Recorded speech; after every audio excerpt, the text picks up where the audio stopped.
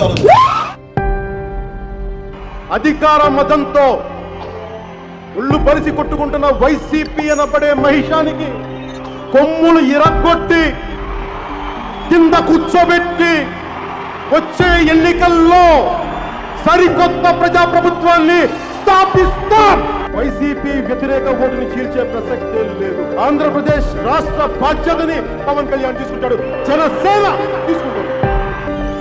Experiments చెయ్యం, అసెంబ్లీలో అడుగు పెట్టే విధంగానే ఉంటుంది మా ప్రణాళిక. పవన్ కళ్యాణ్ తో సహా అందరూ ఏ అభ్యర్థులు నిలబడతారో అందరూ గెలిచే తీరాలి. ఓటుని వేస్ట్ కానివ్వం. జనసేన సత్తాని చాటుతాం.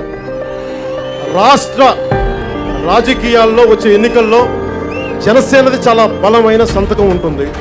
వచ్చే 6 నెలల తర్వాత వచ్చే ఎన్నికలు ముందొస్తాయా రేపు వచ్చినా సరే జనసేన తెలుగుదేశం కలిపి పోటీ చేయబోతున్నాయి. ఎన్నికల్లో ఖచ్చితంగా పోటీ చేయబోతున్నాయి.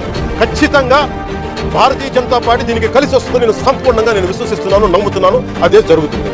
జగన్ గుర్తుపెట్టుకో, అర్థపాతాళానికి తొక్కకపోతే నా పేరు పవన్ కళ్యాణే కాదు, మా పార్టీ జనసేనే కాదు. మర్చిపో.